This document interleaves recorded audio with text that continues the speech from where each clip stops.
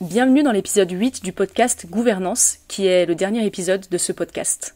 Comme vous l'avez compris en écoutant les 7 premiers épisodes, tendre vers une gouvernance partagée, inclusive et émancipatrice est un chemin perpétuel. Pas de conclusion figée et définitive à vous proposer donc, mais quand même quelques éléments à se garder en tête. Pour commencer, on se redit l'importance de s'autoriser à expérimenter et à faire bouger les règles.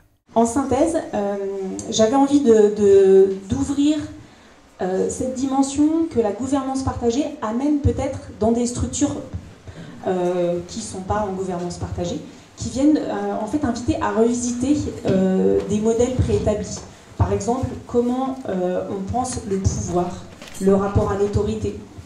Qu'est-ce que ça veut dire ? Si je prends un exemple concret de ce qui s'est dit, le rôle de présidente ou président, on a vu dans les formes des témoignages de ce matin que ça avait pu être quelque chose de revisité en se disant c'est pas forcément une personne, ça peut être en fait éclaté en différentes fonctions et comment tout ça finalement la structure peut s'en emparer pour répartir ces fonctions, pas forcément auprès d'une seule personne.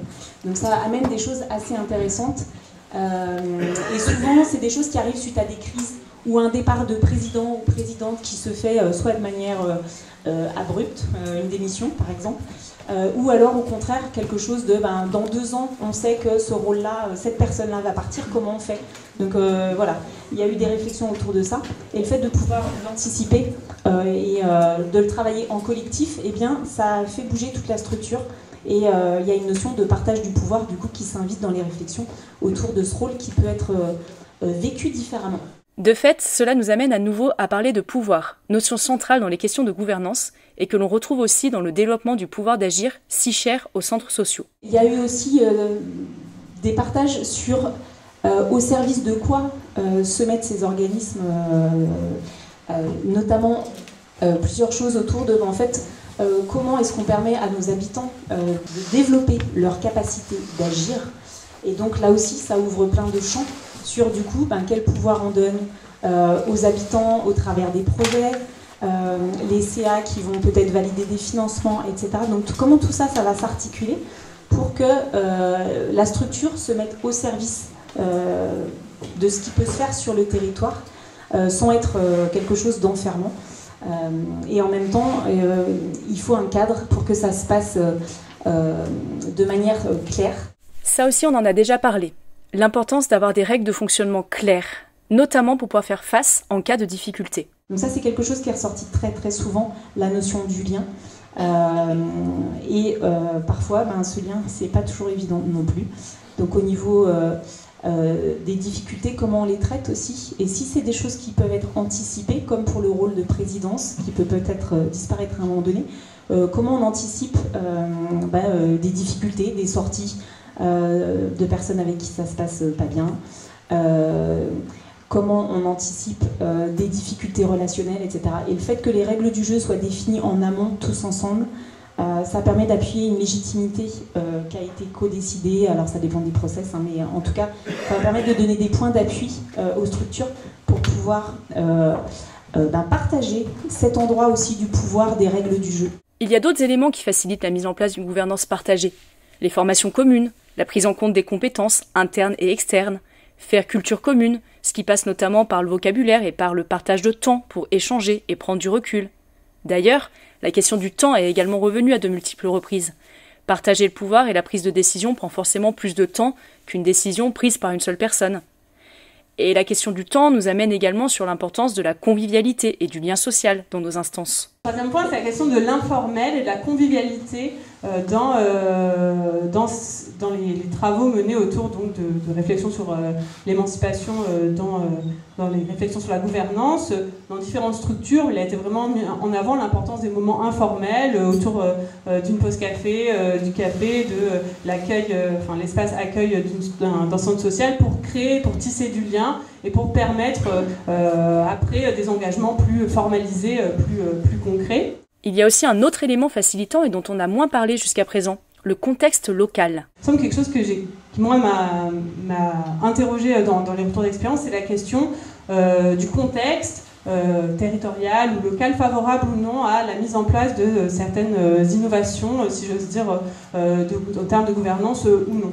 Et un des participants à l'atelier a mis en avant le fait qu'il n'y a pas une bonne recette du mode de gouvernance idéal, qu'il n'y a pas une reproductibilité des modes de gouvernance qui sont construits avec le territoire local, avec une attention aux contextes locaux. Il y a des contextes locaux qui sont qui sont travaillés par des histoires de lutte, de mobilisation, qui vont favoriser l'émergence de dynamiques collectives et de certains modes d'organisation, et des territoires où mobiliser les habitants, c'est un travail de plus longue haleine, qui est plus difficile et donc qui ne va pas donner les mêmes choses. Un autre sujet qui a été longuement échangé lors du séminaire est celui de l'inclusion. On écoute Seb Ovart à ce sujet. Et la deuxième question sur notre intitulé, parce qu'on est allé jusqu'au bout pour le questionner, c'est-à-dire inclusif pourquoi ? Pour qui ? Pour qui ? Non mais inclusif pourquoi ? Avec du coup un sous-entendu qui nous a servi de point de départ et qui était intéressant. Si on se dit qu'il faut que ce soit inclusif, ça veut dire que pour l'instant ça ne l'est pas et que par défaut c'est potentiellement excluant. Et ça c'était un bon point de départ, nous, de nos échanges. On fait ce constat qu'effectivement, c'est pas si simple de mettre tout le monde dans les lieux où les choses se discutent et se décident. On avait deux dilemmes, je sais pas comment dire, deux trucs qui s'opposaient. D'un côté, on s'est dit, pourquoi est-ce qu'on veut aller chercher les gens ? Et il y avait deux pôles qui sont complémentaires et on n'a pas résolu la question. D'un côté, on veut aller chercher les gens parce qu'on a bien rempli nos instances et que ça nous arrangerait drôlement. Et de l'autre côté, on veut aller chercher des gens parce que sur le fond de nos intentions d'éducation populaire, on voudrait que ça se fasse avec, voire directement par les personnes concernées. Et ça, c'est pas résolu dans la structure et c'est pas grave. On s'est dit, il y a ces deux pôles-là, il faut qu'on fasse gaffe à ne pas tomber que du côté utilitaire. On s'est dit qu'il y avait deux grands trucs qui faisaient que c'était pas facile. Un qui était, qu'est-ce qui fait que les gens ils pourraient avoir envie de venir déjà ? Est-ce que créer le désir de venir dans nos instances, on le travaille, on le questionne ? Est-ce qu'il existe tout court ? Ça, c'est une première question. Et la deuxième qui était plus pertinente par rapport à notre titre, et du coup qu'on a plus creusé, c'est de dire, si on part du principe qu'il y a un peu une envie de venir et de faire quelque chose, c'est quoi les freins qui empêchent de s'y retrouver et de le faire facilement ? Non mais on s'est listé pour le coup un certain nombre ensuite de débuts de pistes et de partage d'expériences, de qu'est-ce qui a facilité, où est-ce qu'on a identifié un bout de changement de posture, de manière d'accueillir la parole des gens, de répartir les mandats des différentes instances, tout un tas de trucs comme ça, avec une idée de fond. Moi, c'est comme ça que j'ai envie de vous la formuler, parce que c'est la phrase d'une des personnes de l'atelier, de dire ces difficultés à avoir des personnes représentatives à tous les échelons. Elle nous disait, c'est pas la faute des gens. Et ce qu'on a tissé à partir de ça, c'est pas la faute des gens, c'est la faute des structures qu'on propose. Et des habitudes institutionnelles qu'on a par confort, par réflexe, par automatisme. Et c'est ça, du coup, qu'on a commencé à questionner. Sur comment tous et toutes on se fait bouger ces parties-là. Et que c'est pas en allant emmerder les gens, en leur disant quoi faire, etc., qu'on va faire bouger. C'est en s'interrogeant pour de vrai sur nos manières de faire, il faut qu'on les réinvente. Mais c'est pas toujours confortable de réinventer. Parce que si nous on est aux manettes, c'est que les formats, pour nous, ils sont confortables. C'est que nous, les réinventer, c'est on s'emmerde nous pour que ça profite à tout le monde. On peut imaginer que si on parvient à faire bouger suffisamment les lignes, on arrive parfois à accompagner des parcours d'émancipation.